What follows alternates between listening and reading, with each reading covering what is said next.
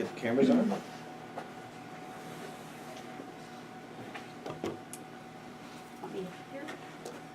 Okay, how it says select the wireless I network. need a wireless, I don't have wireless here. Don't worry, don't worry. Okay, So we're okay? so just do this then.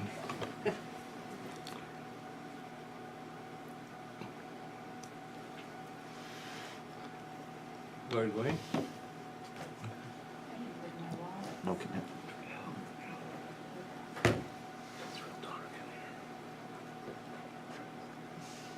Ready? Good afternoon, everybody. It is my pleasure to introduce Hal Shurtleff. He is instrumental in getting the Camp Constitution started up, I believe, weren't you, Hal? And Hal has spent many, many hours of his life going to legislators in all of New England, trying to fight this constitutional convention. People don't realize, I think they're ignorant to how important it is that we fight this, because it's not just conservatives that are calling for one, but also progressives are calling for one. You have to ask, why do they want one? It has the possibility or potential of destroying our entire Constitution, and I really respect Hal for coming up here today and speaking about it with us, and I hope you enjoy his presentation. Thank you for coming, Hal. Thank you, Jeanette. Thank you. Well, I'd have to boot up. We showed the picture of this young lady. I need to boot up the PowerPoint, and we'll get started.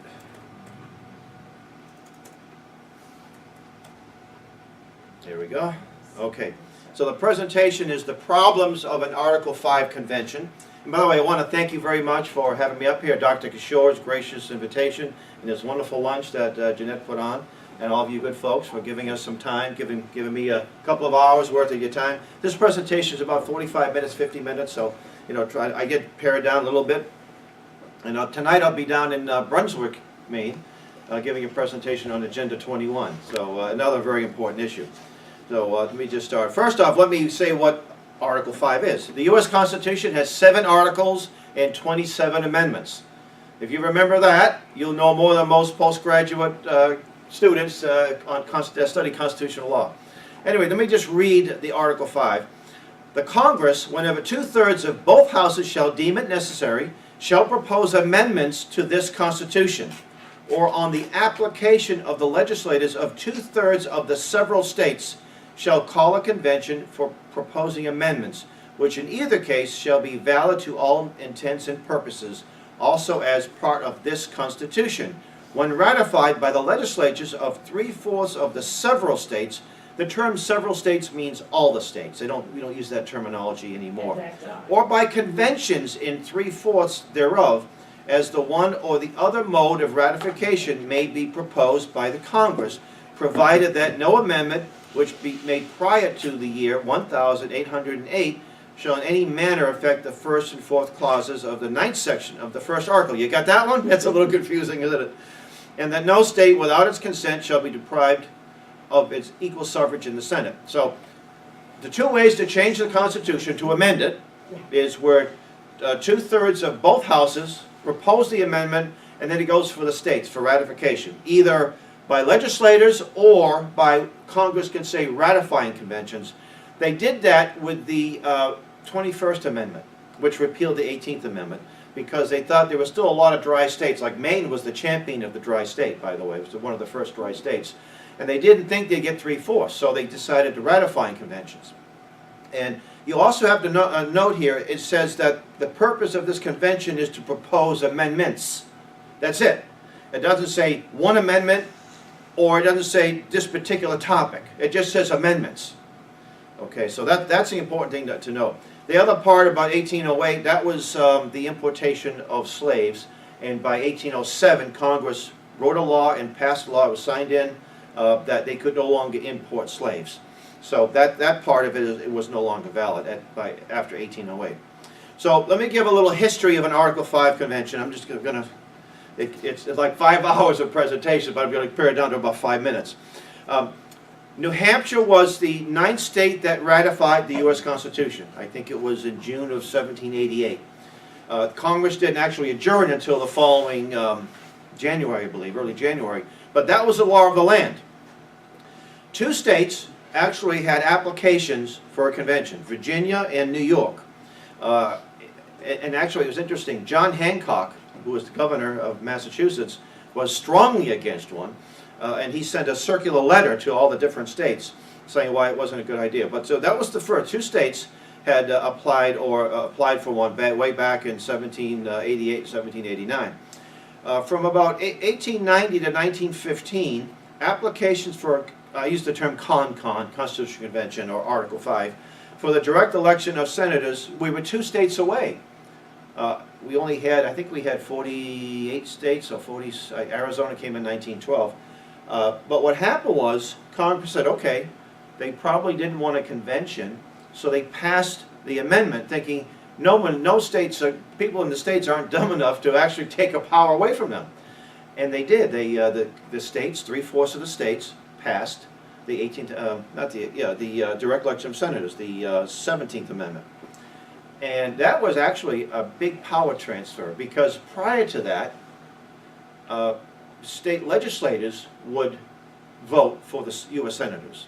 And they were basically ambassadors from the state legislators. And if that senator wanted to get reelected, he didn't have to worry what the people had to say, it was what the state legislators had to say. So it was a big transfer of power. And so that's evidence that state legislators will do the wrong thing. And a lot of them will do the wrong thing, because we got the 16th Amendment, which was income tax. But state legislators say, yeah, we're going to pass income tax. And they say, no, they'll never do anything crazy. Well, they've done it. They've demonstrated that, right?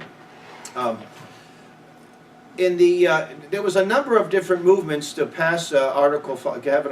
Back in the 40s and 50s, there was a big movement to have world government. It's still out there, by the way. World Federalist, and they actually had resolutions, not that many, I think 8 or 10. Maine passed a resolution to change the Constitution to have a world government. And that should tell you something too. Well, if this convention can be that radical, because in order to have a world government, you've got to change the Constitution pretty much, a whole lot, see? So, so thankfully that didn't go anywhere. And back in the 1970s to the up until now, there was a call or applications to have a balanced budget amendment.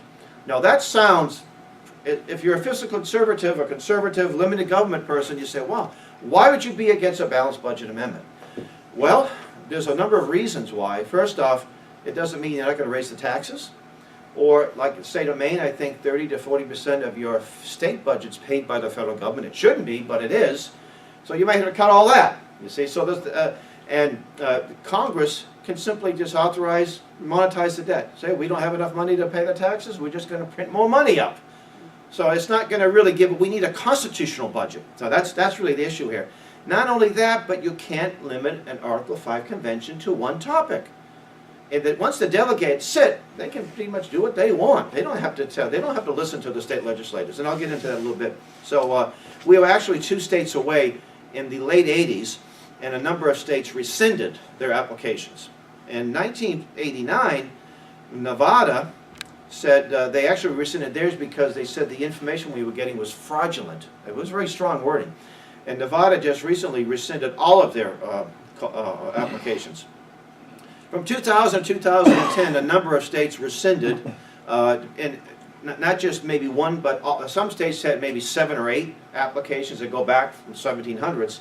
And so we're cleaning the slate. It was a lot of work, because a lot of the legislators at the state level, they don't know really what an Article 5 convention was, and you have very powerful lobbyists with lots of money telling us, oh, you got nothing to worry about, this is a good idea. So it was a big grassroots effort, and not really a big effort. You know, 4 or 5 people in a given state will make an effort to educate. Next thing you know, there's a resolution, and they repeal them all. And we had some really interesting stories and success with that.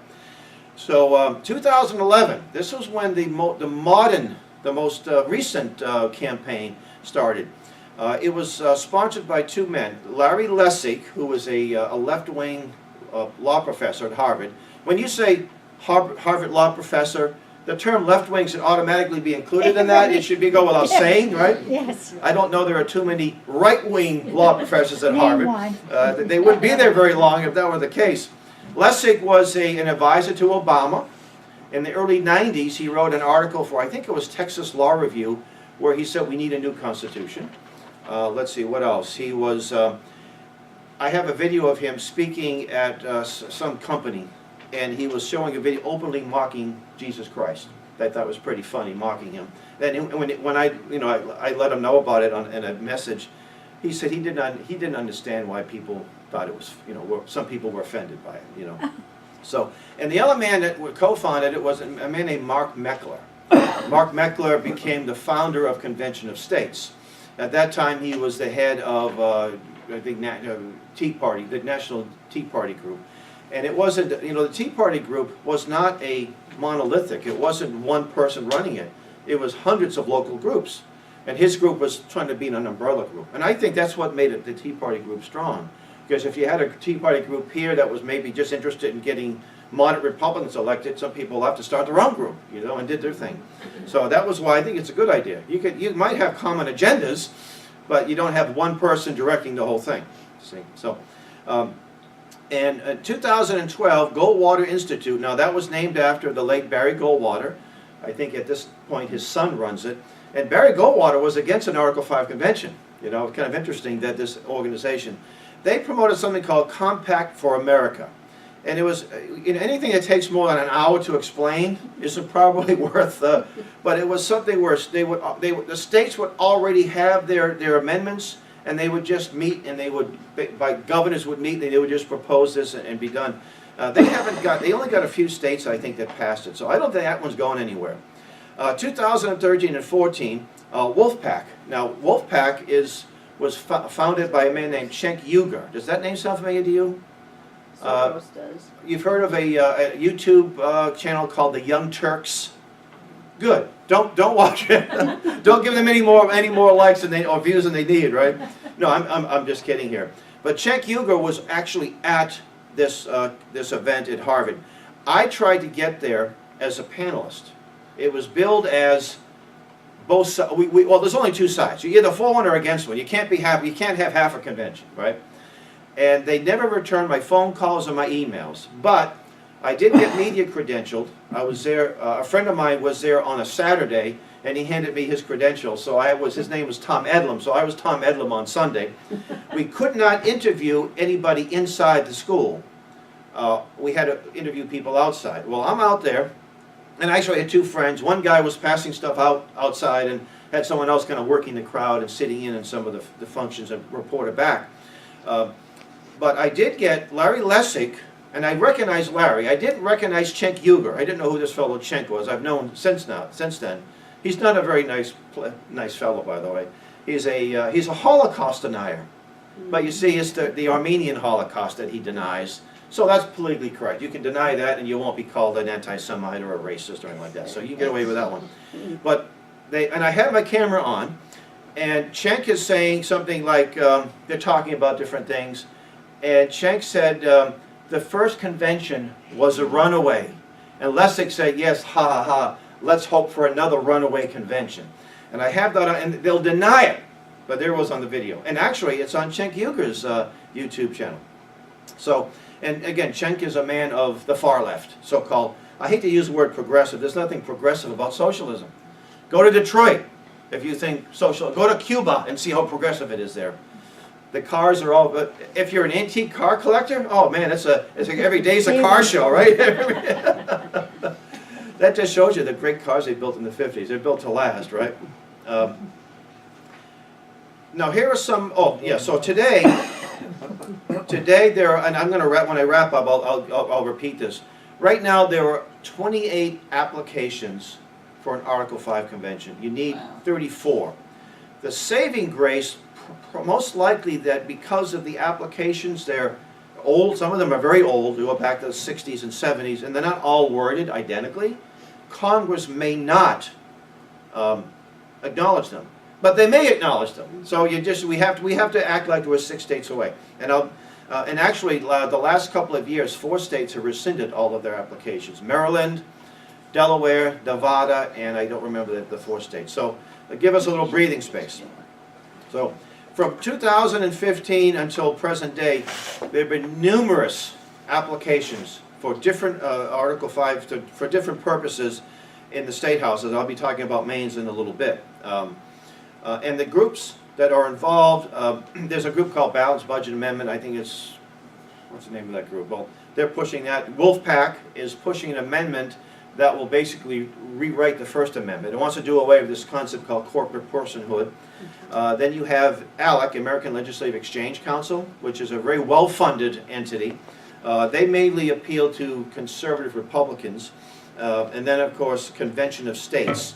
That's the one that's pushing this, and they're probably the most well-funded on what they would consider the conservative side. It's also important to point out that some issues are cut and dry. You know, open borders, illegal immigration, the pro-life issue. Liberals, pro-abortion, conservatives, pro-life. But when it comes to this issue, you've got people on both sides that are for and against, for different reasons. Common Cause, an organization I disagree with about 98% of the time, has been against this. American Legion passed a resolution a number of years ago opposing an Article 5 convention, and the VFW has too. But they have not taken a position recently. So here's some of the arguments used by mainly the conservative Article 5 supporters, but some of the liberals too. We have an out-of-control government, federal government. That's true. I don't disagree with that. We also have out-of-control state governments that have been cooperating with the out-of-control federal government for the last 100 years, okay? And we even have out-of-control local governments too in some cases, or county governments. And it's funny, when you get to a town, everyone thinks this town, you go to a certain town and say, this is the most corrupt town in America. Oh no, I was in Newton last night and that's what they said, So, big money needs to be out of politics. This is something that the Wolfpack people. Now, a PAC is big money, isn't it? In most cases, super PACs. And it's interesting, Larry Lessig started a PAC, I'm trying to think of the name of the PAC, Mayday PAC. It was the PAC to end all super PACs. What? And the state will wither away, right? That hasn't happened yet either in communist countries, right? To me, it's really hypocritical. And there's also big money in this Article 5 movement. Not coming from our side. One time I had to testify about 3 years ago. I had to borrow money from my son to get gas in the tank. I said, so we're not exactly, and one of the fellows that was fighting it in South Dakota called me. I not met him, but just by, by the phone. He said, Hal, I have an opportunity to testify and speak to another group. I need to spend 2 more nights. I need some help. He's put out an appeal. I says, well, I'll give me the hotel. I'll put you up for another night. So I'm good for $100. I mean, that's how well financed we are, right? Article 5 convention cannot be a runaway. Now, the term runaway is always in quotation marks. The notion that this convention is called for a specific purpose. And then once the delegates get there, it's going to be something else. That's what they're saying, a runaway. My contention is an Article 5 convention, if you read Article 5, I mentioned a while ago, it's by nature an open forum. So anything's on the table. So it's by nature a runaway because you cannot limit it to a certain topic. 3/4 of the states needed to pass any proposed amendments which would effectively stop any unreasonable amendments from being passed. Now, both people on the left and right are using this unreasonable. Now, what's unreasonable? I would like to see the 16th Amendment repealed. That's income tax. Is that unreasonable? And most people here say, no, man, that's a good idea. You ask a person on the other side of the spectrum, they think that will be a horrible idea. The world will come to an end. The sun will no longer shine and the tides won't come in if we get away with 16th Amendment. And as I said earlier, states have indeed passed unreasonable amendments, in my opinion, and in the opinion of many others, right? Now, there's also the notion that the convention can change the mode of ratification. They said, well, you guys did it back in 1787 when you needed a majority, or maybe they'll propose a new convention, and they might say, let's have a consensus on it. Let's have a vote. Let's have a national vote. I'm not saying that that's going to happen. I don't think that's going to happen, but it's an outside possibility. The media would report on the event. The first convention we had under the Articles, so we've never had an Article 5 convention, but under the Articles of Confederation, they sealed the windows. They even put they think they put sand on the streets, so the wagon wheels, they had complete, there was nobody, there's no media, there was no C-SPAN, there was no New York Times. But the media, we can always rely on today's mass media to give us a story, right? We've had press conferences on, They do give it, yeah. whether we want it or not. Well, yeah, I'm sure there'll be a slant too. There'll be a big slant. We've had press conferences at state houses over the years, and with a couple of and the press is notified. In many cases, they get the news release right on their desk at the state house. Very few. In New Hampshire, we've had some media coverage. Maine, they've never come out. In the 3 years we've done it, never come. Not one media person. They couldn't find the conference room, the visitor center, or the welcome center, you know. You go through the tunnel, up the stairs, take a right, and you're there. They can't find it, right? The local newspaper, you know, can't make it to the meeting. So we don't get a lot of media coverage on this, and there's no reason to think that they would. In fact, you really wouldn't want it to be a media circus. The delegates will be all grandstanding. So you probably don't want to have a media event like this. And this is one of the Convention of States tells us that Article 5 was a gift that the founders gave us. No, the gift was the whole Constitution. See, they make the case that the purpose of an Article 5 was in case we get in a mess to where we are today, you know, such as times as this. They use a biblical reference. If you read the, James Madison wrote notes. That's why he's known as the father of the Constitution. Nothing in his notes or anyone else's notes, anybody who was there, had anything to do with this. The Article 5 was there to correct and make corrections, and if the Congress wasn't willing to do it. And there's been a couple, the 25th Amendment, you had no way to replace a vice president if he died in office. So there's been some things like that, and that's fine. But there was nothing in there that says, oh, this is in case things get so bad. No, in case things get so bad, you have frequent elections. That was the remedy. And educated. That's what Thomas Jefferson said. You need to have an educated electorate. And John Adams said that this Constitution was for a moral and religious people only. It is totally inadequate for the governance of any other. And I tell people that the purpose of this convention is to make the Constitution Common Core compliant. You know, people get upset. Oh, what do you mean by that? You know? They says, well, everything else is going to be Common Core. Obviously, the Constitution wasn't written by people who would embrace Common Core.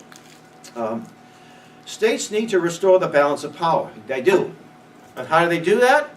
Anybody have any idea how can the states restore the balance of power? First, they got to assert their power. Then they have to say no to the money. You know, Common Core. They take here's some money, but you got to take Common Core. We're not taking your money. We'll build the highways without your help. Thank you. But so state legislators love the money. So if they're really serious about it, they will invoke the 10th Amendment that says that anything that basically Congress has certain defined powers, and anything beyond that is, and the rest of the powers are to the states. And you know, every state legislature takes an oath to the U.S. Constitution. And the governor takes one. And I think also mayors and city councils also do it. It was important why they did that, because you have to uphold the Constitution as well. You have a duty to do that, not just to say, well, it's a federal matter, we've got nothing to do with it. No, it's your matter. States have state conventions all the time without any problem. Now, when I first heard that, I didn't know enough about it because you know, Massachusetts, they haven't had a state convention, and when they do, it's just the legislators getting together to propose amendments, and you know. But as doing research on that, so always do research. When someone throws out an idea or say this is a fact, there's been over 200 state conventions. Now you have 50 states now, you know, so 4 per state, and nothing's ever happened. Dad, well, you can't say that. Back in the 1850s, Pennsylvania had a convention, and they disenfranchised black voters. That's a pretty radical thing. New York in the late 60s proposed a new constitution at their convention, and it was Robert Brown's home state, not Nebraska, but they had a convention in his Montana in early 70s, and they wrote a new constitution. And that's just a few examples of many more. So that's not true. And even if it were true, an Article 5 convention is a different animal. Oh, New York just shot down their state convention. At the ballot, every 10 years you take a vote. I think you do that in Maine too, don't you? Every so many years. They shot it down like 85% of the people in the state, conservatives and Democrats, or liberals. We have over 30 states with Republican majorities, so we got nothing to worry about. Well, if they're so solidly conservative, they could say just repeal, say no to the states, tell we're not going to enforce Obamacare, etc. And even most of the Republicans necessarily aren't constitutionally minded. But even if that were the case, even say every one of them was a Ron Paul clone, right? That could end the next election cycle. So that's not much of an argument, right? The founders' generation wasn't as moral as people believe. That's Michael Farris. Well, yeah, they're all sinners saved by grace, but they didn't have 50% out of wedlock. They didn't have the opioid problem. And you didn't hear about drive-by shootings, at schools. Schools where they didn't have crazy people on psychotropic drugs shooting people up. So I would say that they were a little bit, maybe a whole lot more reliable and moral. The Supreme Court has reinterpreted the Constitution, so we need a batch of new amendments to set things right, basically. One of the proposals by Mr. Michael Farris, who used to work for Convention of States, he's the founder of Patrick Henry College, he says a 50-member Supreme Court to be elected for one 6-year term only. Wow, that's going to solve the problem. They'd be elected by each state. And you say, wow, now you have a permanent lame duck Supreme Court. Wow. Is that going to solve the problem for you? I think it's going to make it a whole lot worse. And he was using the European model. He was using the European Union. I don't think we want to make reference to the European Union. At our camp this year, we're going to have Lord Monckton will be one of our instructors. He was part of the Brexit movement. You're going to ask him about the European Union and how corrupt that is. Yeah. Where else are we? Okay. Proposed amendments will be written in a way that cannot be misinterpreted. Let's see. The right to keep and bear arms shall not be infringed. Should not be challenged. A well-regulated militia be necessary to defend a free state. The right to keep bear arms. Well, they can't get that one right. They seem to misinterpret that all the time, and we don't know what is, do we? That's what Bill Clinton said. What is mean? So, there's been a lot of, like the RICO statute. You remember that? That was against organized crime. They used that against pro-lifers. 85-year-old ladies in front of an abortion clinic getting arrested using the RICO statute. Wow. So some of these amendments, they can be twisted and tortured. The Bill of Rights, the idea that you can't pray in a school is somehow subversive to the Constitution. It wasn't for the first 100+ years. 200 years, all of a sudden, the First Amendment. You can't say a prayer. That's horrible. And this is the one that I hear from liberals and some conservatives.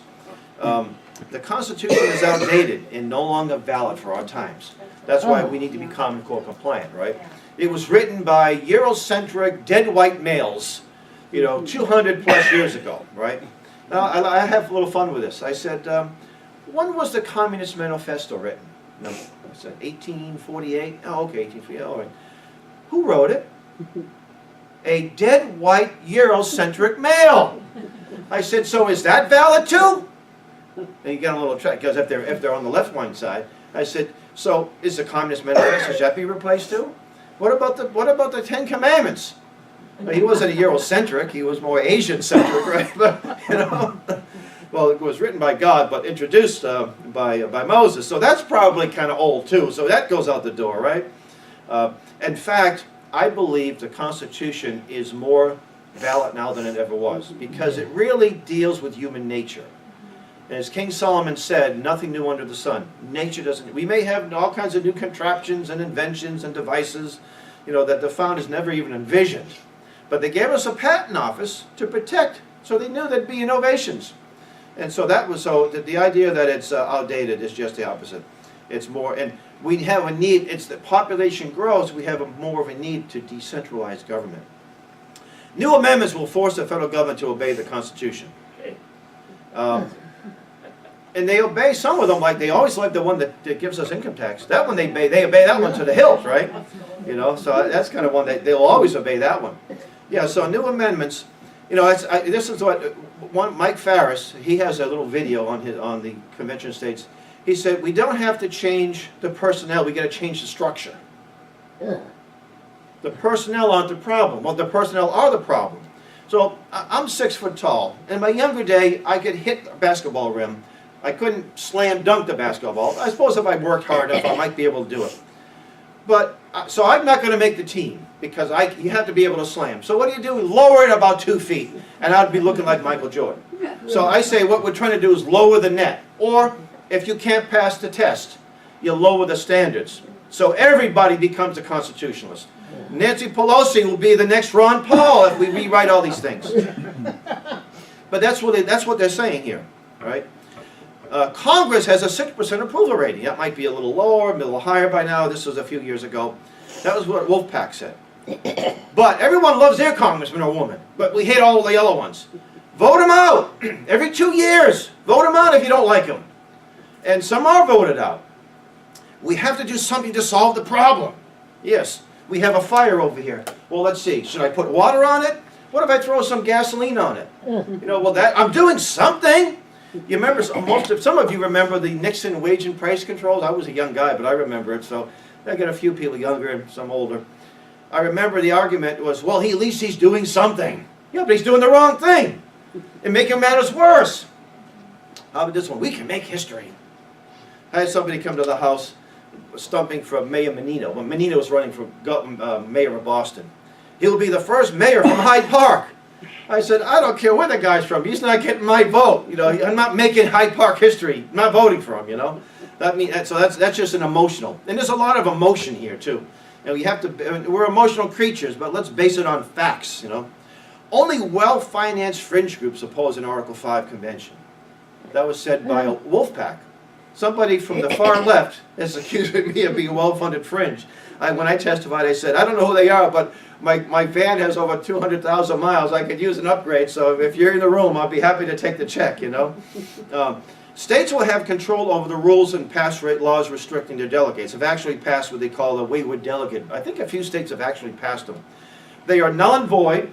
You see, like Maine has borders, right? Now, if you went to New Hampshire and you, I don't know, stole something, the troopers in Maine aren't going to arrest you because you committed the crime in a different state. So if they pass a law, it's going to be within the confines of the state. Unless you have the convention here, but it's a federal matter anyway. So, it's just a lot of feel-goodism. You know, oh, it's a safety net. So now they're admitting, yes, the delegates could be wayward. They're saying you can't have a runaway, but maybe you will, and this law will take. It will mollify the people who think you have a runaway. They could do it in. What if they have the proceedings in secret? What if they take secret votes? So we have no idea how those delegates will vote, and the delegates have absolutely no.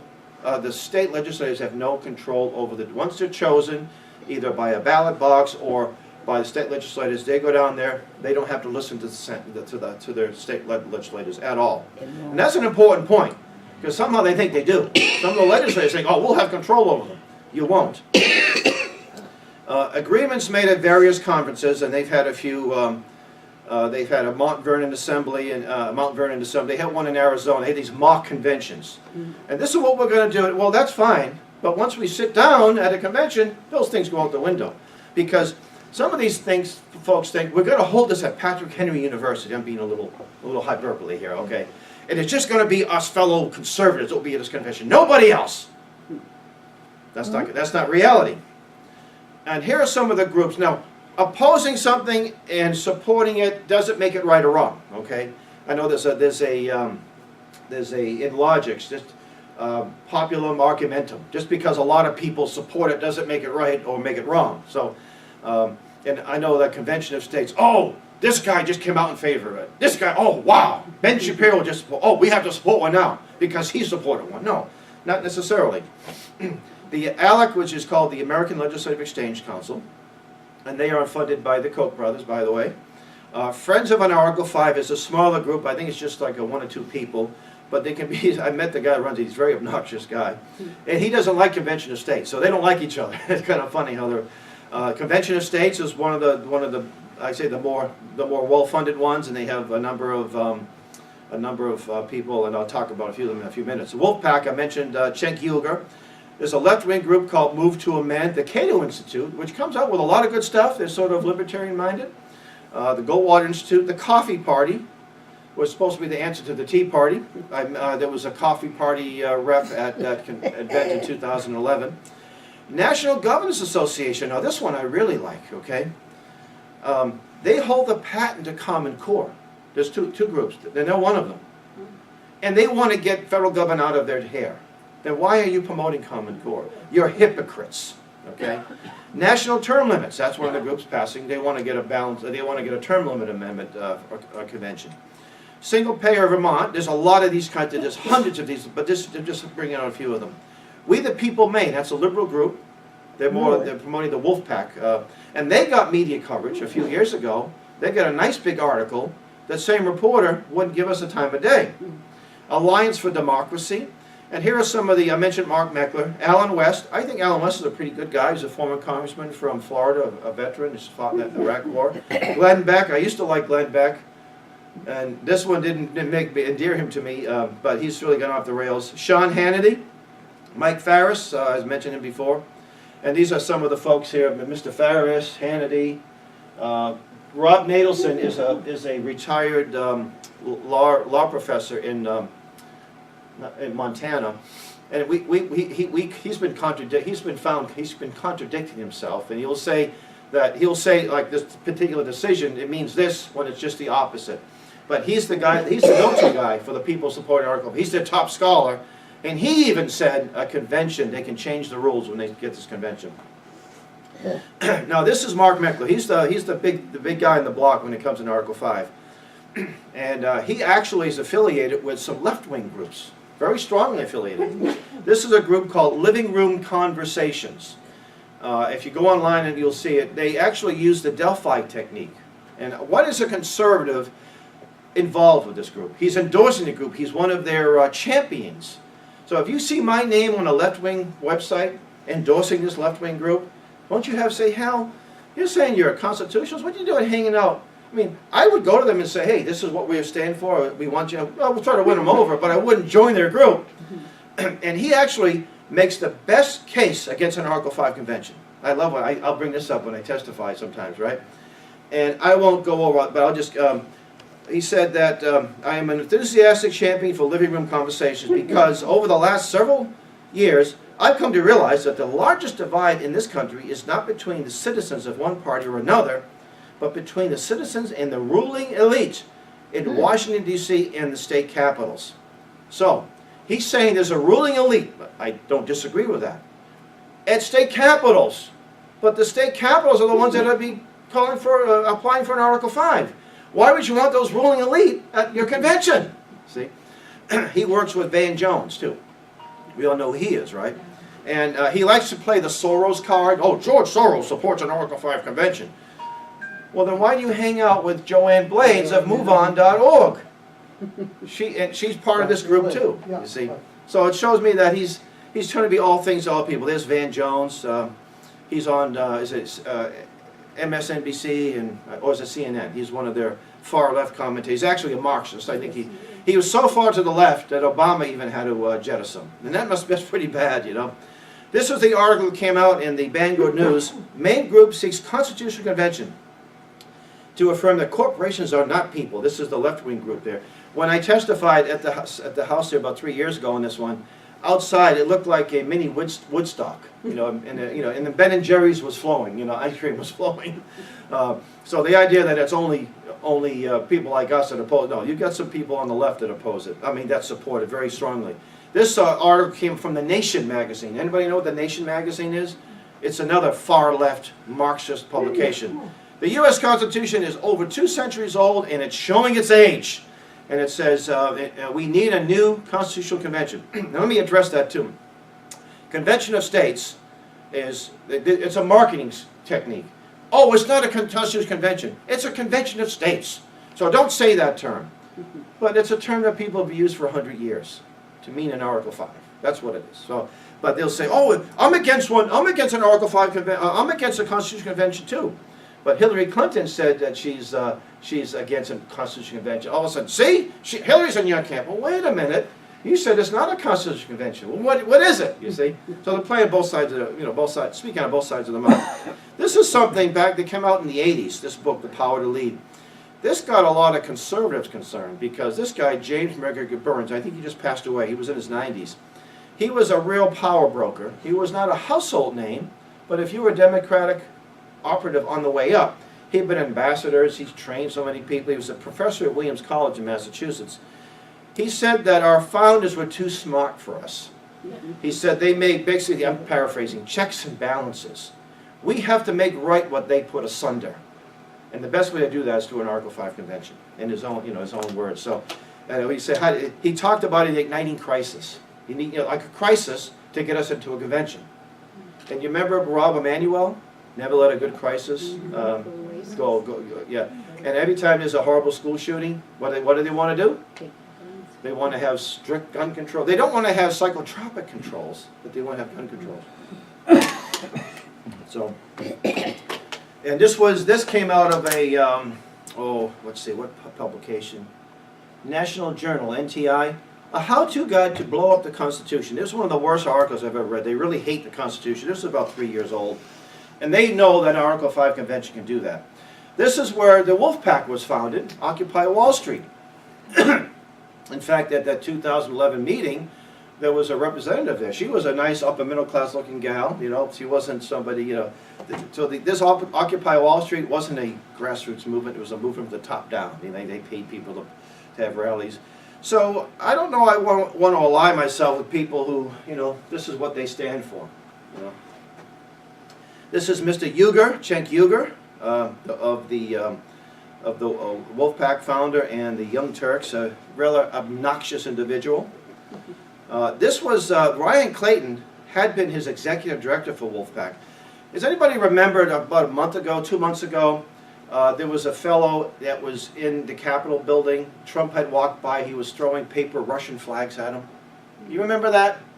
Well, that was right. He got arrested. That's Ryan Clayton. And here's Ryan. This was in Indiana, and I used to go out to Indiana on a somewhat irregular basis, but I knew some of the people, and I didn't participate in it, but I was on the phone. So they had an event there, the people calling for an Article 5, and he was there representing the Young Turks, Ryan Clayton, the guy in the middle, and these are the people here that were opposed to it. This lady here was a counselor at our camp a couple of years ago, and he came down the elevator, and they would, they had some lady walking by, and they said, "Can you take our picture?" He goes in there, and he's making an obscene gesture. Then he goes and he gets the phone, he emails it to himself, and he thought he deleted the pictures, but he didn't delete this one. But this is sort of the kind of, these are creepy people. Guy doing something like this is ridiculous behavior, There he is in New Hampshire, sounding like a conservative, and that's my good friend Russ Payne. He's been fighting this since the early 80s, late 70s. Democracy in America is stalled. That should be a good thing because we're not a democracy, we're a republic. So this is Larry Lessig here, and that's Mark Meckler, and that was the the event. Their website has been taken down. I think because we were using it as evidence against them. But the Conference of the Constitutional Convention was what it was called. And Larry Lessig, he's a man of the people, this Harvard law professor. But wouldn't it be interesting, isn't it interesting that he was invited to be a guest at the Bilderberg meeting? He said, "I never knew what that was." Well, they didn't invite me. Anybody been invited to the Bilderbergs? No, yeah. So he's an elitist. That's what he is. What's that? And this is a left-right coalition. This is callaconvention.org, and these are all the groups. Now, there's nothing immoral about organizations working for a particular, even forming coalitions. I don't think so. But say so. Don't lie about it. Oh, we have nothing to do with those, nothing at all. But then you see them in the hallways, collaborating their testimony. You talk about it, I'll talk about that. They're lying. Some of them are lying anyway. I'll kind of skip this. Well, this is some of the people. This is the coffee party lady. Now here, Meg Penrose. You can write that name down. Professor Meg Penrose. The reason why I say that, I didn't know who she was. She's a liberal attorney, a law professor. After the Sandy Hook shootings in Connecticut, she's invited to speak at the University of Connecticut. Why they had to go to Texas to find a liberal professor? They could have just picked anybody from the Rolodex, right? And say, "Hey, you want to show up?" She came to this forum. It was like a 4-hour event. She spoke for 15 minutes. The video is on their website, but you couldn't download it. She's advocating an Article 5 convention. The Second Amendment needs to go. I had a friend clip that out. Well, actually, he couldn't clip it out. He projected it on the wall and recorded it. It came out really nice. It's on Camp Constitution's YouTube channel and a few others. And it got a lot of views. So the Second Amendment people if you say, oh, and I'm interested in this, your Second Amendment is on the chopping block at this convention. I guarantee you. There's George Soros. And on one hand, there are some groups that support it, that he kind of funds directly, indirectly, and there's one group that has been against an Article 5, a left-wing group, and they're supposed to be these big leaders against it, and I've never seen any of these people show up at any places where I've testified. So I said to some of these folks accusing me of being a Soros agent, I said, well, Soros needs to get his money back. These people aren't doing a very good job. They have very little to do with it, you know. So, and by the way, if Georgie wants to cut me a check, you know, make it up to Camp Constitution or the Hal Shurtleff Early Retirement Fund, you know. So far, I haven't got one. Maybe when I get home, it'll be in the mailbox, right? Here are the Governor's Council, the Governor's Group, governors looking for at Constitutional Convention to rein in federal spending. What a bunch of hypocrites they are. Common Core, they hold the patent to it, and they tell us they want to rein in federal spending. These are some of the groups that oppose it, and as I said earlier, opposing or supporting doesn't make it right or wrong, although in this case, it's very wrong to support one. Okay, so Oath Keepers, which is the group we were at 2 nights ago, Doc, right? Down in Rhode Island, we were talking on another issue. The John Birch Society has been an organization fighting this from the early 80s. Eagle Forum, and now it's the two different groups, Eagle Forum and PC Eagles. And Andy Schlafly has been really strongly working against it the last couple of years. I'm very happy. Defend Not Amend is another group. American Policy Center, led by Tom DeWeese. And actually, we're partnering with that group. I'm going to be doing presentations on behalf of that group. The Christian Party is a small, third party. I don't know if you even have any up here. Patriot Coalition, number of Tea Party groups. One of the top, probably the top constitutional scholar, I'd say in the world, because if it's a constitutional scholar it's good at, it's probably going to be from the United States. Edwin Vieira. He has more degrees than a thermometer, and he's a real solid guy. Professor Lawrence Tribe, who's a liberal, at Harvard, liberal, but he's the old saying, a stop clock is right twice a day, right? So he's right twice a day on this one. Professor Charles Rice, he was a Notre Dame, head of the Notre Dame Law School, who's a solid conservative. Judge Robert Bork, the late Robert Bork. Interesting, Mark Levin is in favor of one of these, right? And he considered Robert Bork to be one of, if not the greatest legal mind of his times. And I say, hey Mark, why don't you listen to this great legal mind that you admit is the greatest one of his times? Supreme Court Justice Warren Burger, who I did not like. Judge Scalia, who I did like. Judge Scalia was against one in the late 70s, and he was being interviewed with one of his colleagues a couple of years ago. And he said, whoa, we don't want to have a, this is a bad time to have one. But the group, the Convention of States, put a spin on it. Oh, he wasn't talking about, what was he talking about then? In Article 5, because he used the term Constitutional Convention or CONCON. Alan Keyes, I got a chance to, I met Alan a couple of times. He came up to New Hampshire 2 years ago, and I was all set to ask him questions about it on camera. And a guy got up, who's a friend of mine who supports one. He's since changed, thankfully. And Alan was very, very adamant. He said, he has that preacher style of speaking, and he said, how are you going to get rid of the Romney factor, or the Bush factor at this convention? He was really strong about it. How are you going to control those people? They're the ones to be controlling it on the Republican side. Larry Pratt, Gun Owners of America, was a friend of ours. New Hampshire Tea Party, many others. I won't read them all. ACLU, which is a left-wing group. NEA, left-wing. DAR, Daughters of the American Revolution. American Legion, so we're in good company. And Cleon Skousen, anybody know who he was? Cleon Skousen from Utah. He was, he's the founder of the National Center for Constitutional Studies. He was once in favor of an Article 5. He and Phyllis Schlafly were friends, but they disagreed at one time. He wrote this letter in 1994 and said, well, I may have been right on constitutional grounds. You were right because of the moral climate. We don't want to have an Article 5. So. No, I'm almost done. The convention, where will it be held? That may not be a big deal, but who will pay for it? The taxpayers that will come from each. Will states contribute? Will they? These are not major things. This one is though. Who will the delegates? Yeah. Who will be the delegates? Do you think people like me? Do you think people like you will go? Maybe there'll be a few, but you won't dominate that. I guarantee you. Half the Republicans there will probably be neocons that agree that the Constitution needs to be more powerful, that certain amendments should be repealed. And there'll be a lot of people on the left California, Massachusetts, New York, Rhode Island, Connecticut, you know. Will members of Congress be delegates? Well, if you're a state legislator and you can be a delegate to your state convention, now in the Constitution, a member of Congress cannot serve in the executive branch. In Article 1, I think it's, I don't remember what Article 1, Section 4. I'm not sure if it's there or not. Where, but you can't be delegates. I mean, you can't be in the executive branch, but there's no saying you cannot be a member of this convention. How will they be chosen? Will they be voted by the general election, or will they be appointed by states or by Congress? Congress will make the rules or the laws. On the Article 1, Article 1, Section 8, the last one, the necessary and proper clause. Who will write these amendments? Will they be constitutionalists, or will they be advocates of big government? Will these amendments be used against us? I mentioned the RICO statute. Yeah. Will delegates compromise? Will delegates ignore their state's instructions? Resolutions proposed by Wolfpack and COS, will special interest groups have any impact? Well, they always do, don't they? Larry Lessig formed the Mayday PAC and spent an estimated $2 million on the campaign for a man by the name of Jim Rubens. He did not make the primary, but Jim was there to testify all the time for Article 5. He's not there anymore, though, so maybe he's not getting the money. I don't know. And I like Jim. He's I think, a pretty well-meaning guy. If states can't get their houses in order, how can they expect it to get their federal house in order?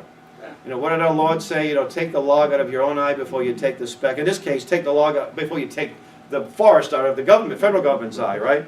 But, we had one state rep in Massachusetts supported, we need to, get the federal government on the budget under control. He brags about getting money from his little town for fireworks display, state taxpayers' money. You see, so it's got to start in the home. So he has no trouble abusing, getting money from the taxpayers for things. I love fireworks displays, but it should be, you should pay for it yourself. The town or the people in town. We had a fireworks display at Camp Constitution. One of our instructors went and paid for it.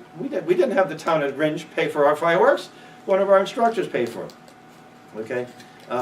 This is one of the convention states. He was one of their public relations guys. I don't believe he's there anymore. He says, some men and women could be found who are morally and intellectually capable of rewriting the Constitution. Rewriting it, okay? So he admits to want to rewrite it. Mark Meckler is on record as saying he wants to change of the rules. Mike Farrar, I mentioned this already, he wants to call for a 50-member Supreme Court. Ken Quinn, now he's from Maine, he used to be their regional guy, he's not with them anymore. He said the Constitution is the problem. And I actually have some of his screenshots where he says that because we're in this mess we're in, it's because of the Constitution, not the... and I should have got rid of this slide. I hate these things that come up, these little cascading slides, but these are some of the groups that are pushing for it on the, what they call the conservative side. There's Larry Lessig. 5 seconds, next one, no.